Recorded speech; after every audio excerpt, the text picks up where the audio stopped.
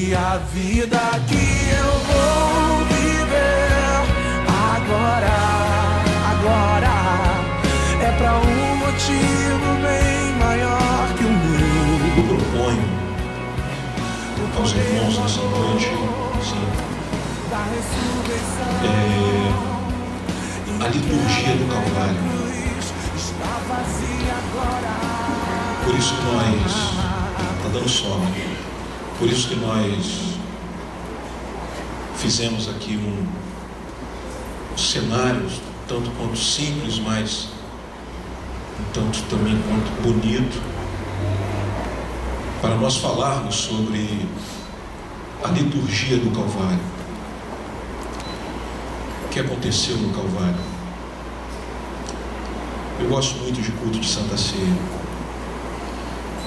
E eu gosto muito no culto de Santa Ceia de falar da cruz, de falar do Calvário.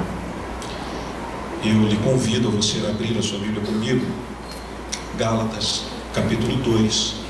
Gálatas, capítulo 2, para nós lermos alguns versículos nessa noite. Gálatas, capítulo 2.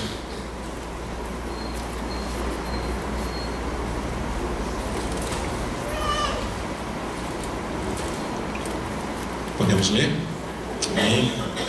A partir do verso 19, Gálatas 2, a partir do versículo 19, que diz assim: Pois por meio da lei eu morri para a lei, a fim de viver para Deus. Por que isso? Porque se para a lei nós pudéssemos viver, nós teríamos que obedecê-la por completo. Nós teríamos que obedecê-la toda, nos ambientes subjetivos e objetivos da vida. Como nenhum de nós é capaz, como nenhum de nós tem esse poder de cumpri-la toda, de cumprir toda a lei, pela própria lei, nós morremos na lei. Porque também é o seguinte, porque a lei, ela nos mata na cruz. E na cruz de Cristo também a lei foi morta. Então é por isso que Paulo escreve que por meio da lei nós morremos, porque a lei, ela nos mata, mas Cristo também, ele mata a lei na cruz. E nós revivemos em Cristo na cruz. Versículo 20: Fui crucificado com Cristo. Assim já não sou eu quem vive, mas Cristo vive em mim. A vida que agora vivo no corpo, vivo-a pela fé no Filho de Deus, pelo que me amou e se entregou por mim.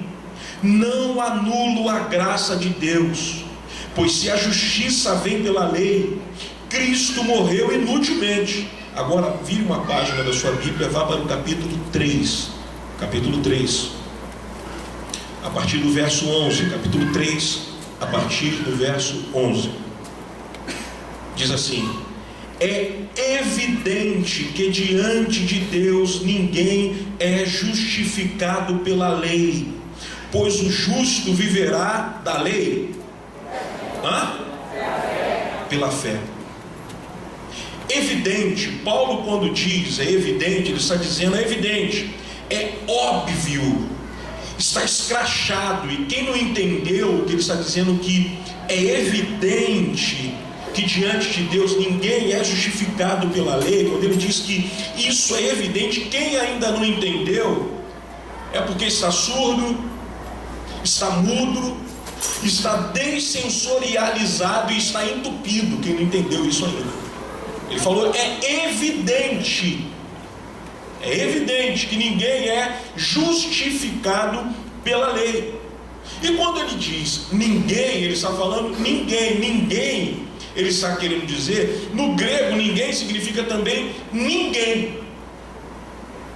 O que ele está querendo dizer? Ninguém. Por quê? Porque a lei não justifica ninguém. A lei, ela não é capaz de nos justificar diante de Deus. Ela não tem esse poder, ela não tem essa característica.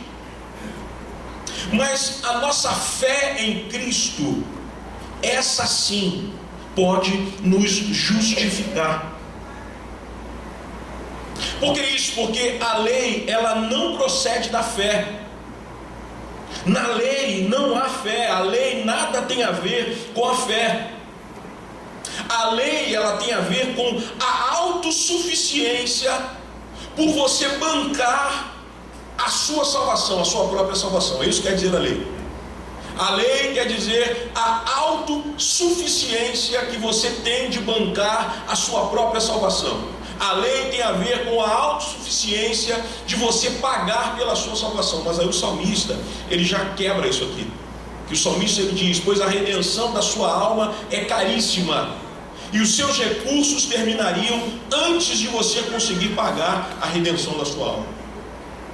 Então quer dizer que pela lei ninguém pode ser justificado com Cristo. Versículo 12 diz assim: a lei não é baseada na fé. Pelo contrário, quem praticar essas coisas, por ela viverá. Do que? Da autossustentação da lei plena significaria o absoluto poder de cumpri-la. Quem tem o poder absoluto de poder cumprir a lei? E como nenhum de nós tem esse poder, nenhum de nós tem essa capacidade de cumprir toda a lei pela nossa constituição falida que nós temos, nós não temos poder nenhum de cumprir toda a lei. Nenhum de nós poderíamos ser justificados pela lei, porque nós teríamos que cumpri-la no seu campo subjetivo e objetivo da lei. E nenhum de nós tem essa capacidade de cumprir todos os mandamentos da lei. Por que isso? Porque a lei, ela não carrega fé.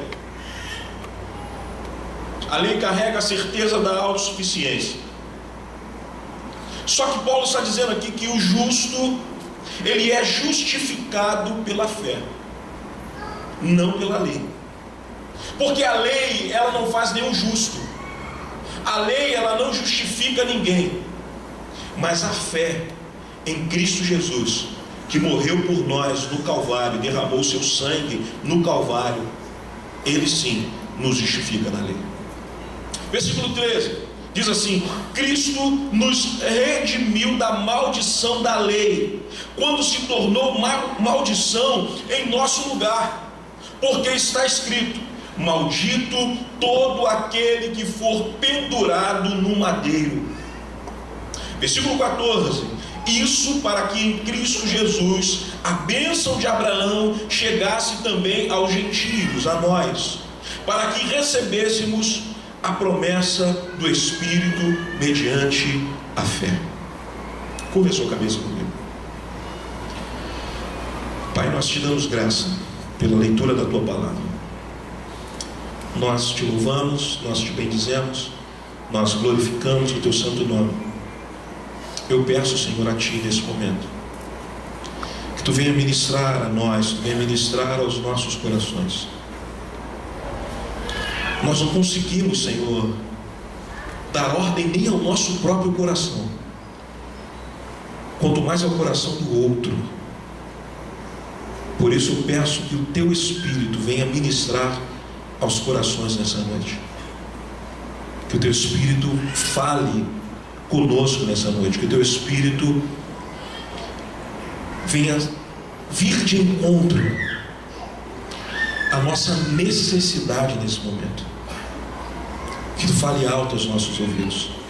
É o que nós te pedimos, no nome do Teu Filho Jesus. Amém, amém, amém.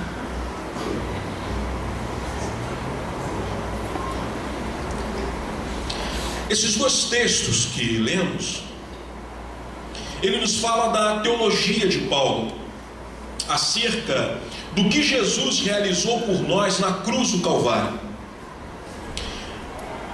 Para muito cristão, para muito religioso, a cruz numa igreja evangélica, ela ainda ofende, ainda olham com desconfiança, por causa do versículo que lemos, de que maldito é todo aquele que for pendurado no madeiro. A cruz para o salvo em Cristo Jesus é um sinônimo de vitória. A cruz vazia para nós, ela tem o significado de que Jesus, o nosso Cristo, o nosso Messias, ele obteve vitória sobre a morte. E ele não está na cruz. A cruz está vazia, porque ele ressuscitou. Eu quero falar hoje com você sobre a significação da cruz, conforme o que Paulo escreveu aos Gálatas, para aquilo que significa o nosso cotidiano, para aquilo que significa para os nossos aspectos tópicos da nossa existência. E para falar sobre isso, eu quero convidar você a pensarmos sobre as declarações que Cristo fez na cruz do Calvário, as declarações que Jesus fez quando ele estava pendurado na cruz do Calvário, as palavras que Jesus falou no momento de sua morte, no momento em que ele estava sendo crucificado. Por que isso? Porque as declarações de Jesus carregam um rito libertador. Cada frase que Jesus declarou no momento do Calvário traz para nós um significado espiritual, traz para nós um rito libertador, e elas têm uns aplicativos práticos para a nossa vivência. Cada declaração, cada frase que Jesus falou no momento de sua crucificação, ela tem uma mensagem para nós. Nós poderíamos pregar em cima de cada frase que Jesus falou no momento de sua crucificação. Mas antes de eu entrar sobre as frases, sobre o que Jesus falou no momento da sua morte, no momento que ele estava pendurado no madeiro, eu quero explicar para você o que é liturgia, já que o tema que eu trago para você, que eu trouxe para você, vai falar sobre a liturgia do Calvário. O que é uma liturgia? Primeiro, a palavra liturgia, ela vem do grego liturgos. E o que isso significava? Isso significava alguém que estava fazendo, alguém que fazia um serviço público. Liturgia era simplesmente isso, alguém que estava prestando um serviço público. E por que hoje nós usamos a palavra liturgia no sentido religioso? Porque a partir do século VI, a Igreja Romana, ela pega esse termo liturgos, liturgia, e ela passa a usar esse termo para tudo que compõe a celebração da morte e da ressurreição de Cristo, e também para a prestação de culto a Deus. Então, nós precisamos compreender, por exemplo, que é uma liturgia. Você vai trocar minha água? Deus te abençoe. Que essa água aqui, ela é muito ruim, isso aqui. Ela é muito ruim. Obrigado, meu amigo. Pode abrir essa garrafinha, por gentileza? Deixa ela meio aberta. Para quem não conhece, esse é meu irmão, tá? É irmão mesmo, tá, irmão? Não é, né? Muito obrigado, irmão. Eu gosto mais dessa aqui. Mas vamos lá, vamos explicar o que é uma liturgia. Por exemplo, o que nós estamos fazendo aqui hoje, o culto em si, é uma liturgia. Nós começamos orando, aliás, nós começamos cumprimentando as pessoas, nós oramos, cantamos, agora entrou na palavra, daqui a pouco Santa Ceia, ofertório. Liturgia é o que compõe um culto, isso é liturgia. Então, nós vamos entender que no momento do Calvário estava acontecendo uma liturgia, ou melhor, eu consegui enxergar que no momento da crucificação de Jesus estavam acontecendo duas liturgias, dois tipos de liturgia no momento em que Jesus estava sendo crucificado. A primeira liturgia que aconteceu no momento da crucificação foi a liturgia romana. foi a liturgia de Roma. E qual era a liturgia de Roma? O que compunha a liturgia de Roma? A liturgia de Roma, ela era composta por carrascos. A liturgia de Roma, ela era composta por pregos. A liturgia de Roma, ela era composta por martelo. A liturgia de Roma, ela era composta por chicotes. A liturgia de Roma, ela era composta por coroas de espinhos. A liturgia de Roma, ela era composta por uma lança perfurando o lado esquerdo de Jesus. A liturgia de Roma era composta por os soldados romanos estarem rasgando as vestes de Jesus. Essa é a primeira liturgia que eu consigo enxergar no Calvário. A segunda liturgia que eu consigo enxergar na obra de Jesus no Calvário é o sacrifício vicário de Cristo Jesus na cruz do Calvário, onde Paulo escreve em 2 Coríntios capítulo 5, versículo 19, que Cristo estava reconciliando, aliás, que Deus através de Cristo estava reconciliando consigo mesmo todo o mundo, não levando em conta os pecados dos homens.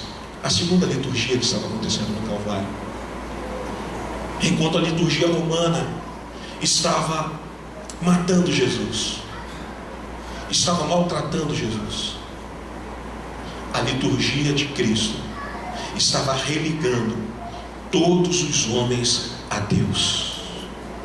A segunda liturgia que estava acontecendo. Todos os três evangelhos, os quatro evangelhos, os três sinóticos, mais o evangelho de João, vai seguir de uma seguinte frase: e isso se foi feito para que se cumprisse o que foi dito pelos profetas. Todos os quatro evangelhos vão estar essa frase escrita: e isso foi feito para que se cumprisse o que foi dito pelos profetas.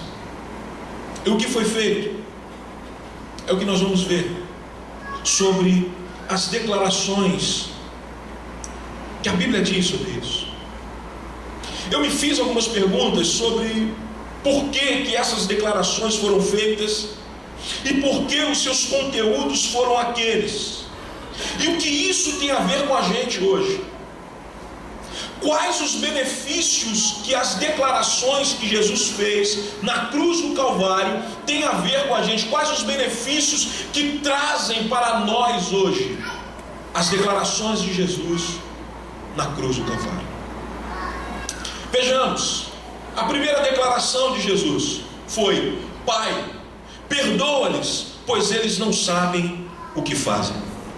A primeira declaração de Jesus: Pai, perdoa-lhes, pois eles não sabem o que fazem. Jesus, ele olha agora do alto da cruz, ele vê o rito litúrgico romano, como eu já falei, com pregos, com martelo, com coroa de espinhos, com vara, com chicote. Ele vê o rito romano, ele olha para a multidão. E que multidão é essa? É a multidão que o tinha aplaudido, era a multidão que havia colocado folhas de palmeiras em seu caminho à entrada a Jerusalém. Era a multidão que havia visto milagres. Foi a multidão que viu Lázaro ressuscitar, a filha de Lázaro ressuscitar. Foi a multidão que viu ele dar vista aos cegos. Foi a multidão que viu ele expulsar demônios. Essa mesma multidão que aplaudiu Jesus agora está na frente do pretório, absolvendo Barrabás, e para Cristo gritando: crucificam, crucificam. É a mesma multidão que aplaudiu, agora é a multidão que manda crucificar. Por que isso? Porque a multidão, ela oscila em seu apoio condicional. O que eu entendo com isso? Eu entendo que o inconsciente coletivo frequentemente grita mais forte do que a consciência do indivíduo. O inconsciente coletivo frequentemente grita mais forte do que a consciência do indivíduo. O que é isso? Cuidado com as multidões. Cuidado em ser Maria vai com as outras. Vaquinha de presépio. O que um fala, todo mundo fala. A voz do povo não é a voz de Deus. Eu vou repetir isso. A voz do povo não é a voz de Deus. Toda unanimidade é burra. É por isso que eu não procuro unanimidade. Porque as vozes discordantes nos fazem pensar. As vozes discordantes nos fazem enxergar por outros ângulos. Eu tenho essa máxima comigo, que toda unanimidade ela é burra. Eu tenho medo de multidão. A multidão que aplaude é a mesma que apedreja. A multidão que coloca no trono é a mesma que depõe. E isso acontece com Jesus. Jesus ele faz tal afirmação para aquele que não conhece a si mesmo. Nós nem sempre sabemos o que fazemos. Ele diz: perdoe, porque eles não sabem o que fazem. E eu lhe dou um conselho nessa noite. Se você acha que sempre sabe tudo o que faz, eu lhe aconselho a você não voltar mais aqui. Eu lhe aconselho a você não ler mais a Bíblia. Eu lhe aconselho a você não orar mais. Por que isso? Porque aquele que sabe sempre o que faz, ele não depende dos cuidados de Deus. Você consegue pensar nisso? Aquele que sempre sabe o que faz, ele não depende dos cuidados de Deus. Então, se você acha que sempre sabe o que faz, eu lhe convido a, por favor, não volte mais aqui. Não leia mais a Bíblia. Não ore mais, porque você é autossuficiente. Eu nem sempre sei o que fazer. E quando eu não sei o que fazer, eu vou buscar aquele que sabe tudo, que é o Senhor, para me orientar o que fazer. Paulo, Romanos capítulo 7, versículo 15, não é Paulinho, não é... É o apóstolo Paulo, é o cara do Novo Testamento. Depois de Jesus, depois de Davi, Paulo é o cara da Bíblia. E olha o que ele escreve no capítulo 7 de Romanos, versículo 15, ele diz assim: pois não compreendo o meu modo de agir. Olha o que ele diz, Paulo, hein? Pois não compreendo o meu modo de agir, pois não faço o que desejo, mas o que odeio eu faço. O apóstolo Paulo falou isso. Salmo 139, versículo 23, versículo 24, Davi diz assim: sonda-me, ó Deus, e conhece o meu coração, prova-me e conhece as minhas intenções, vê se há em mim algum caminho mau, e se há algum caminho mau, guia-me ao caminho eterno. Só quem é dependente de Deus e quem tem a certeza que não sabe tudo o que faz uma oração dessa.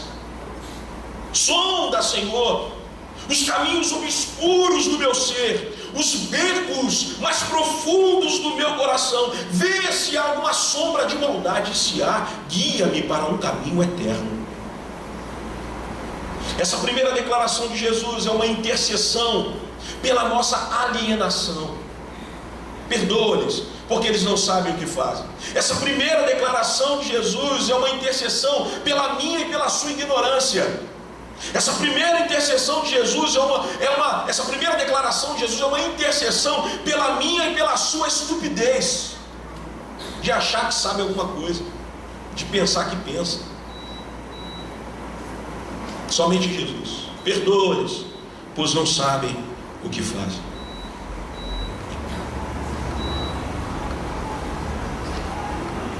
A segunda declaração de Jesus no Calvário: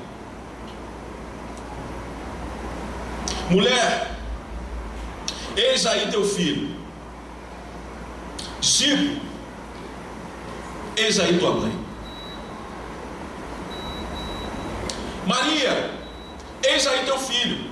João, eis aí a tua mãe.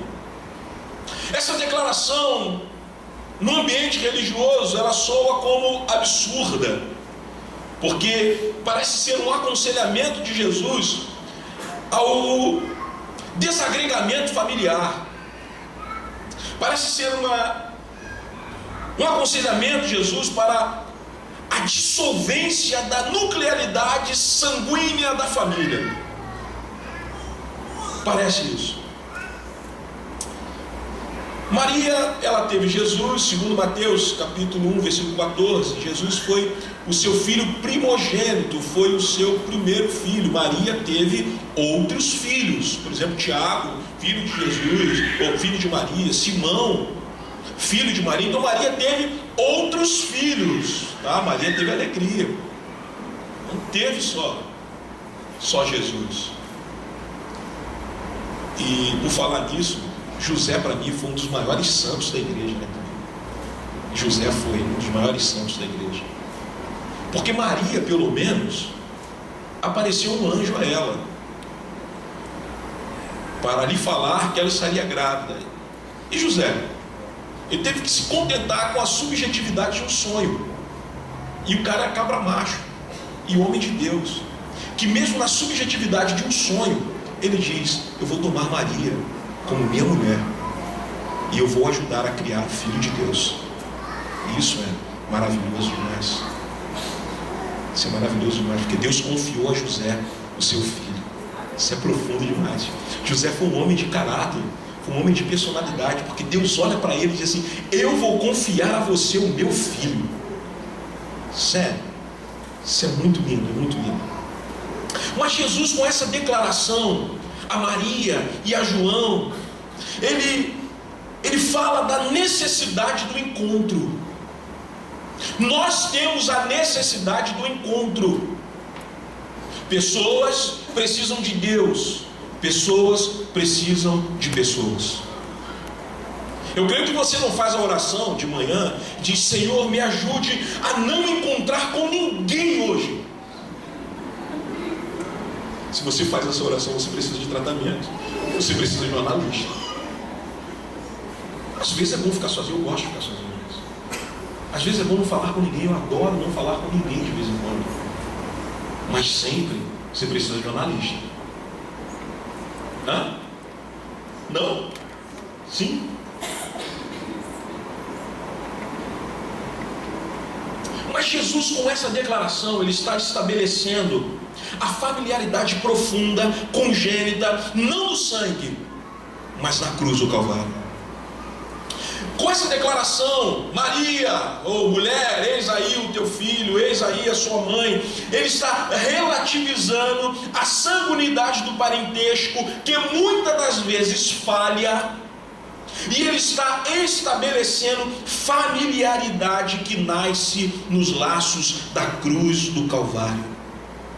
Ele está dizendo: muitas das vezes a consanguinidade do sangue, ela falha. Muitas das vezes o sangue familiar, ele falha.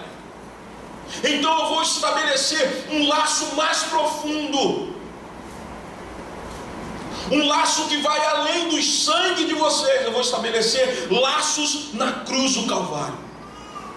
Ele está dizendo isso. Cristo está afirmando que ao pé da cruz é o lugar onde os verdadeiros encontros, as verdadeiras amizades, as verdadeiras ternuras podem acontecer, mais do que em qualquer outro ambiente. Se nós entendêssemos o sentido da cruz de Cristo, nós iríamos entender um sentido mais profundo dos nossos laços feitos num ambiente como esse. Eu escrevo algo e quero lhe falar que onde há cruz, há graça, e onde há graça, há inclusão. Onde há cruz, há graça, e onde há graça, há inclusão. Onde há graça, existe misericórdia. Onde há graça, existe perdão. Onde há graça, existe aceitação.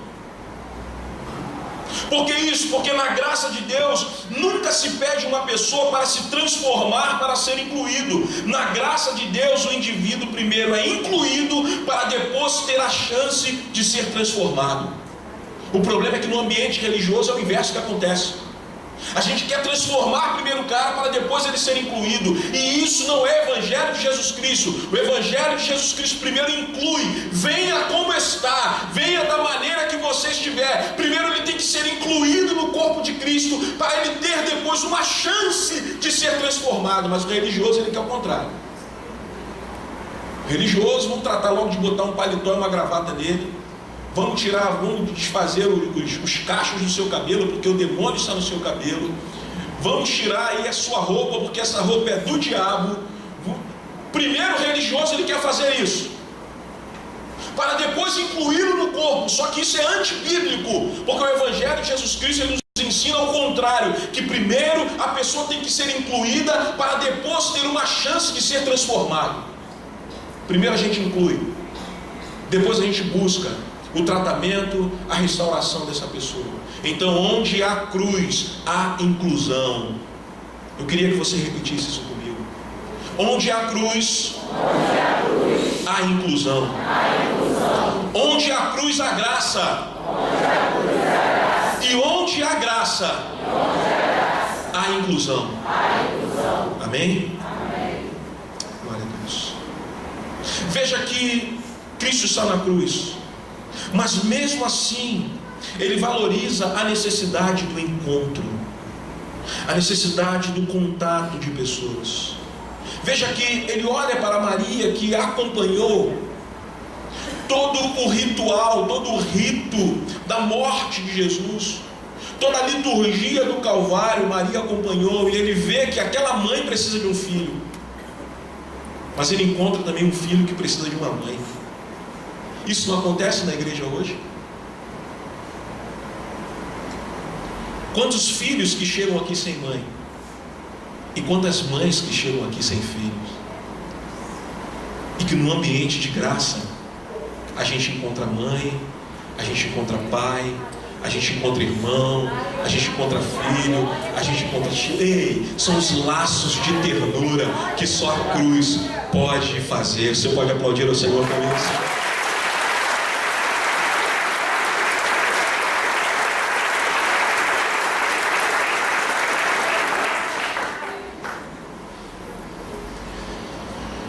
E deixa eu te falar uma coisa: se você não consegue enxergar isso na cruz, é porque você não está na graça, você está na desgraça. Você precisa enxergar isso.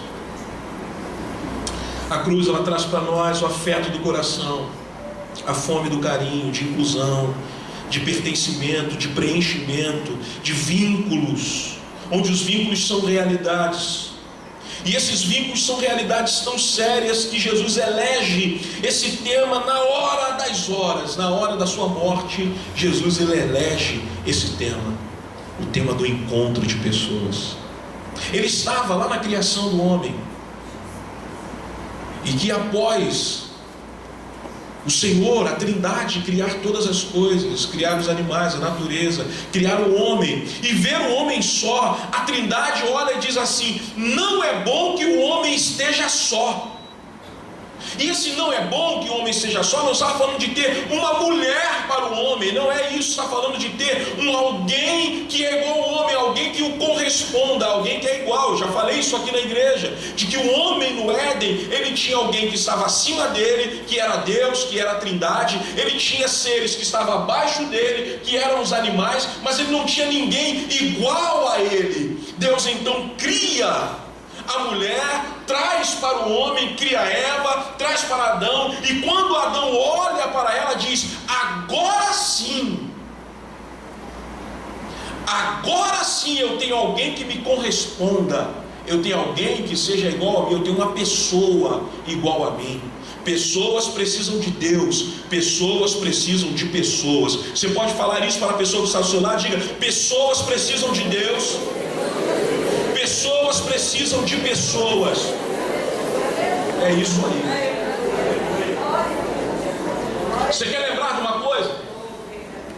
Quando a gente era moleque e que a gente queria pedir alguma coisa para a mãe da gente, você fazia o quê? Vamos lá comigo. É ou não é? Vamos lá comigo. Não era assim? Pô, vamos lá. Moisés, vai falar a Faraó. E o pessoal que está assistindo Moisés, vai falar a Faraó. Não, senhor, eu não. Sozinho, eu estou com você. Não. Tá bom, mas eu vou mandar Arão com você. Agora sim. Agora. É isso.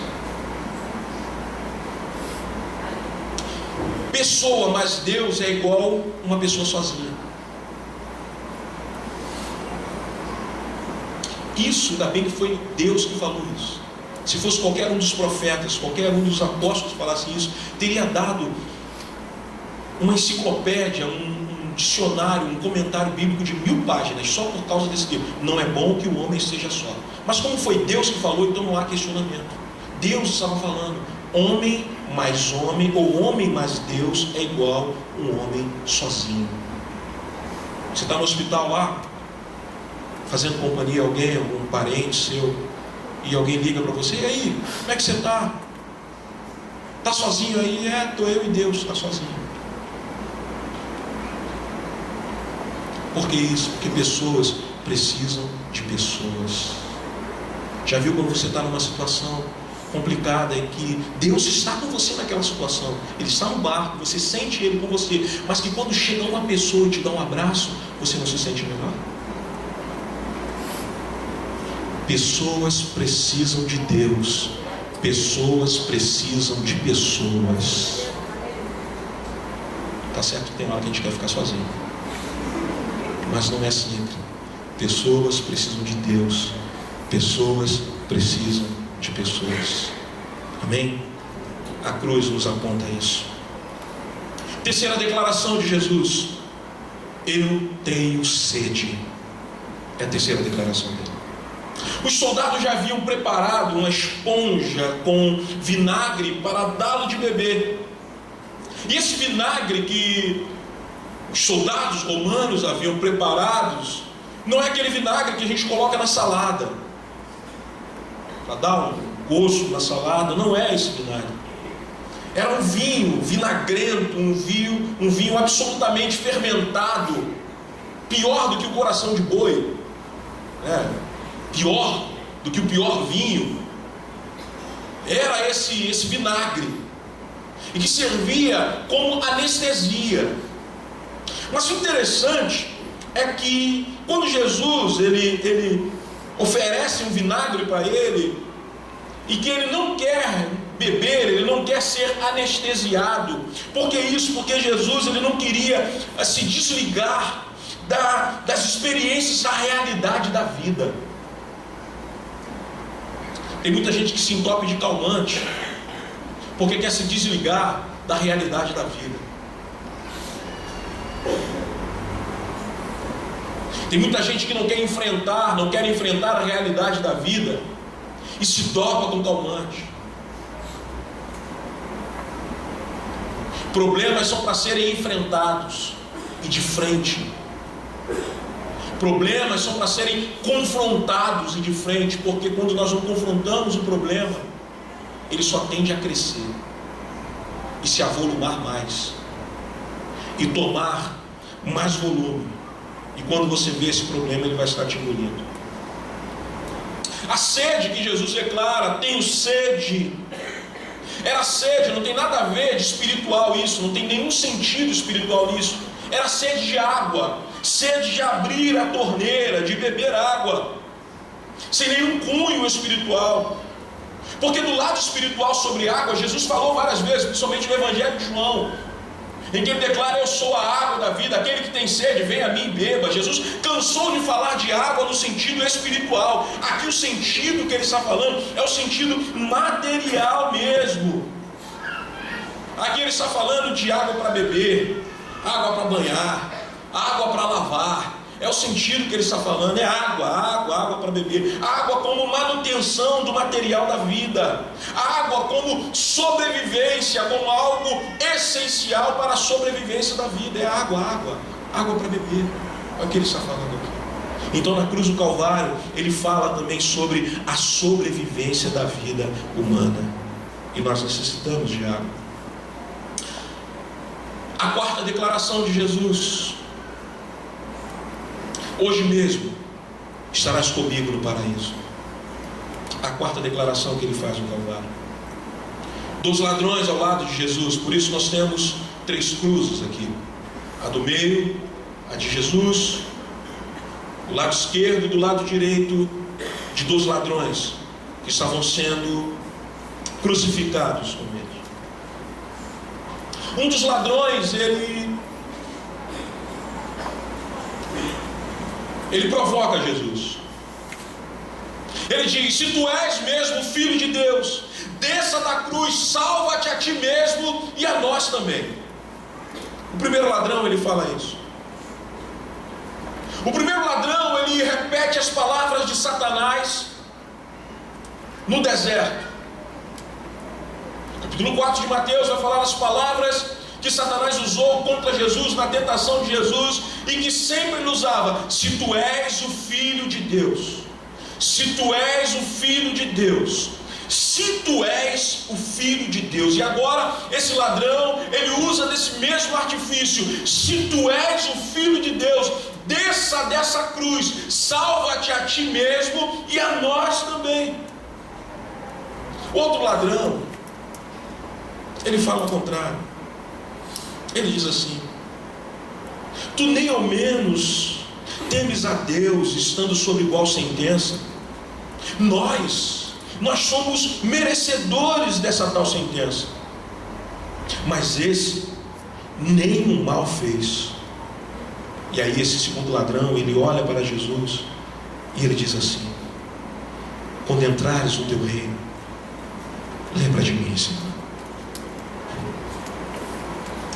Jesus olha para o ladrão e diz: hoje mesmo tu estarás comigo no paraíso. Hoje mesmo tu estarás comigo no paraíso. Nessa declaração, Jesus afirma que a graça é uma lei superior à lei dos homens.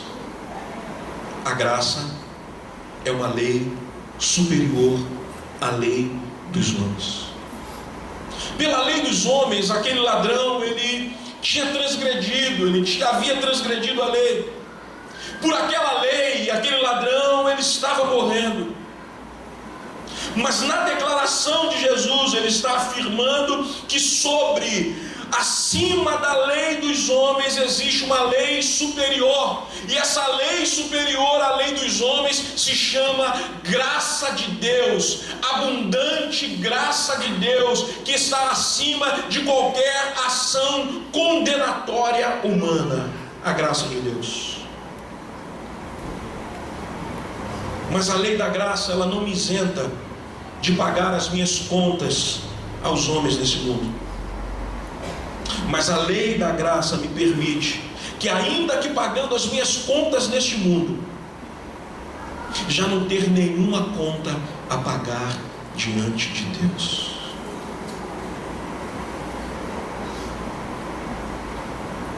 A lei da graça, ela me dá essa certeza, que ainda que eu pague ou que eu não consiga pagar a minha dívida com os homens ou com a justiça dos homens, a lei da graça, ela me afirma que diante de Deus eu já estou justificado.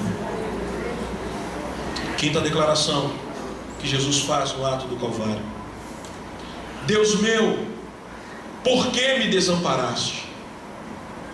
Quinta declaração: Deus meu, por que me desamparaste? Essa declaração é muito antiga, por isso nós estamos falando de liturgia. Havia um rito ali no momento da cruz do Calvário, porque essa declaração não foi feita apenas por Jesus. Essa declaração, ela já havia sido feita por Davi no Salmo 22, e pelo que nós entendemos, ela já fazia parte de cânticos de oração dos hebreus. Então no Salmo de número 22, Davi, ele já havia cantado isso, já havia falado isso: Deus meu, por que me desamparastes? Essa é uma oração que nós fazemos em momentos de tribulação, nos momentos que estamos atribulados, nos momentos em que estamos em perigo, no momento em que estamos no deserto, nesse momento nós fazemos essa oração dizendo: Senhor, por que o Senhor me desamparou? Mas eu escrevi algo aqui que eu quero compartilhar com você. Sensação de desamparo não é necessariamente estar desamparado por Deus. Sensação de desamparo não é necessariamente estar desamparado por Deus. Porque uma coisa é eu ter a sensação de estar desamparado. Uma coisa sou eu orar e achar que a minha oração não está sendo ouvida. Uma coisa é eu estar no barco e achar que eu estou sozinho no barco. Uma coisa é eu estar passando pela tribulação e achar que eu estou passando pela tribulação sozinho. Outra coisa sou eu realmente estar sozinho.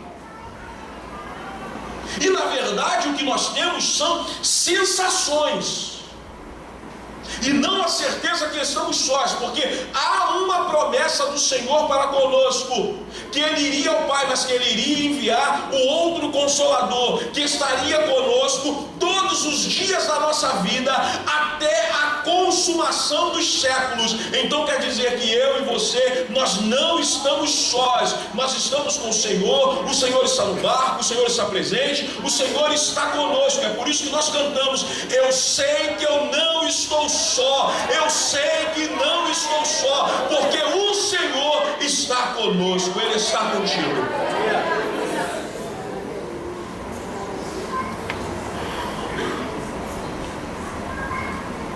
Sexta e última declaração: está consumado.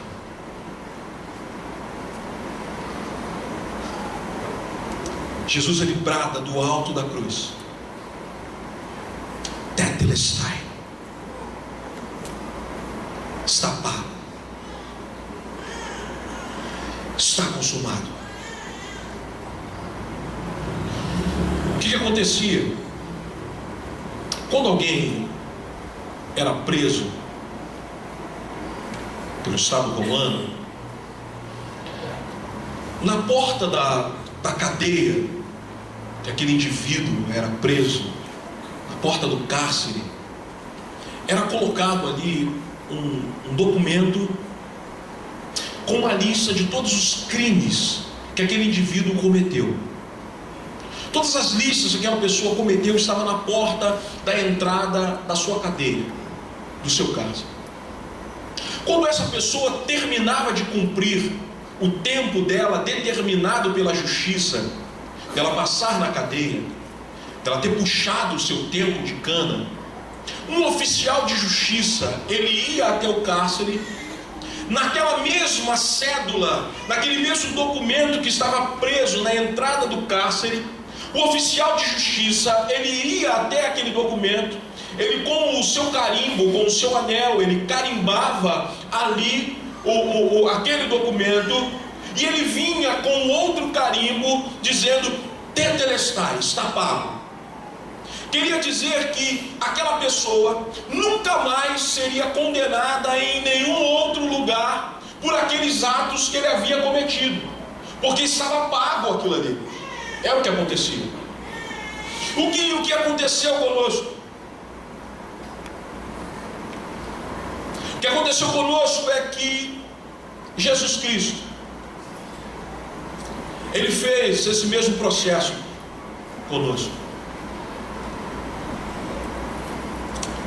É que Jesus Cristo, Ele pagou a nossa dívida. A cédula que era contra nós, a dívida que era contra nós, Jesus Cristo, Ele pagou por nós.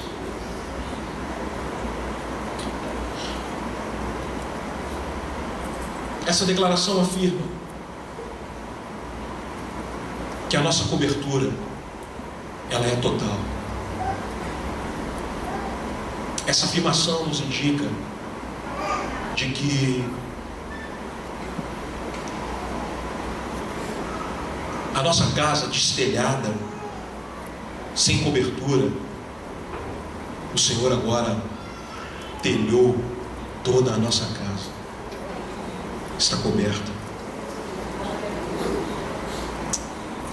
Eu quero dizer que o Cordeiro, ele foi imolado antes da fundação do mundo. Antes que o Senhor falasse, haja luz, Ele falou, haja cruz. Antes de Deus dizer, haja luz, Ele falou, haja cruz. O Calvário, ele foi apenas o presépio da graça. O que é o presépio da graça? O que é um presépio? É uma encenação, como nós estamos fazendo aqui. O Calvário, ele foi uma encenação da graça. O Calvário, ele foi o presépio da graça. O Calvário foi a construção do cenário para nós entendermos o que aconteceu na história. Mas que na verdade o Cordeiro, ele não foi imolado no Calvário. Na verdade, antes do mundo ser mundo, o Cordeiro já havia sido imolado. Antes do mundo ser criado, o Cordeiro já havia sido determinado por Deus para ser morto por mim e por você. É que antes mesmo de você ter a existência, antes mesmo de Adão ter a existência, antes mesmo de que houvesse qualquer coisa, Deus já havia determinado que o Cordeiro deveria morrer por mim e por você. Isso significa que os meus e os seus pecados estão pagos antes, durante e depois. Os meus e os seus pecados estão pagos antes, durante e depois da nossa conversão. Colossenses capítulo 2, versículo 14 diz assim: e cancelou a escrita da dívida que era contra nós. Ele removeu-a e pregou na cruz. Romanos capítulo 8, versículo 1 diz assim: portanto, agora já não há condenação para os que estão em Cristo Jesus. Efésios capítulo 1, versículo 7 diz: nele temos a redenção por meio de seu sangue, o perdão dos pecados de acordo com a riqueza da graça de Deus. Efésios capítulo 2, versículo 13 diz: mas agora em Cristo Jesus, vocês que antes estavam longe, foram aproximados mediante o sangue de Cristo. Concluindo essa mensagem, na cruz do Calvário aconteceu o mais importante rito litúrgico da história da humanidade.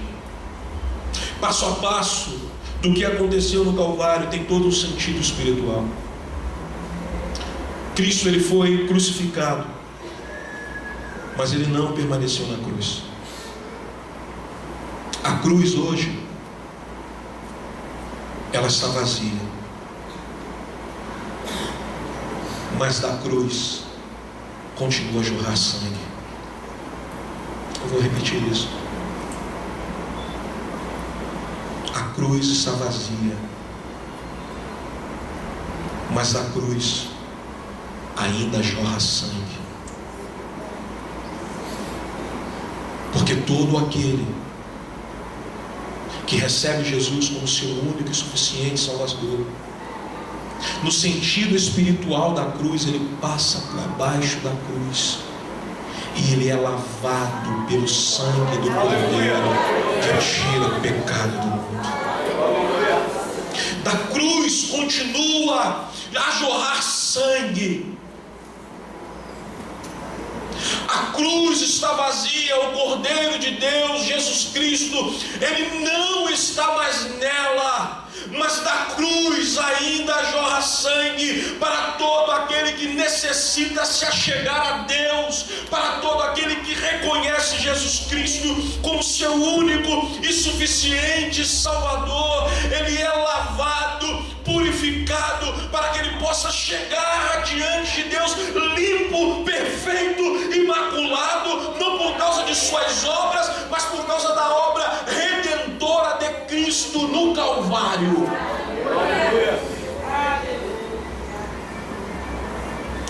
Fique de pé comigo.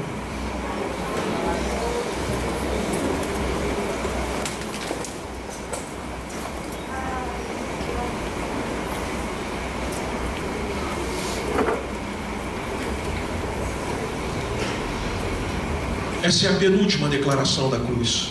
A última é: Pai, a ti entrego o meu espírito. Essa nós deixamos para uma outra oportunidade. Vamos ficar na penúltima declaração dele no céu.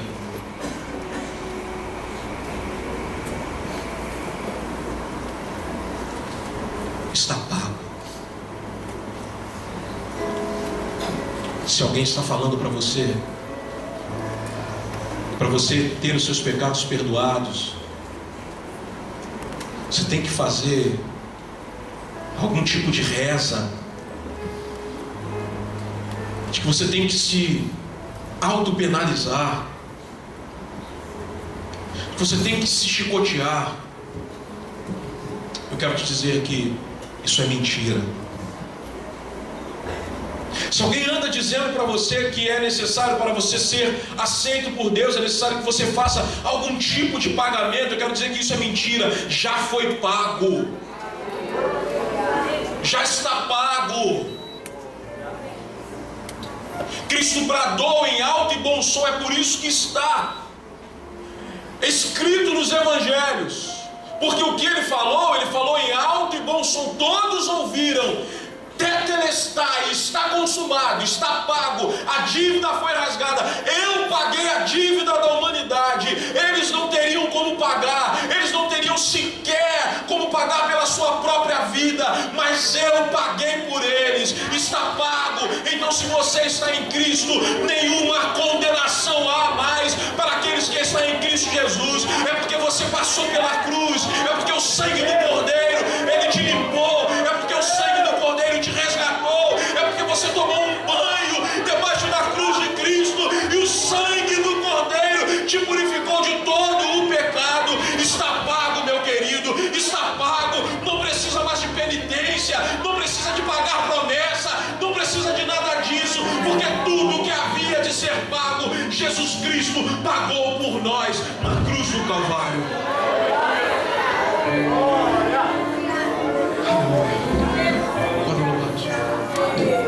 E a vida que eu vou viver agora é pra um motivo bem maior que o meu. O poder do amor, da ressurreição.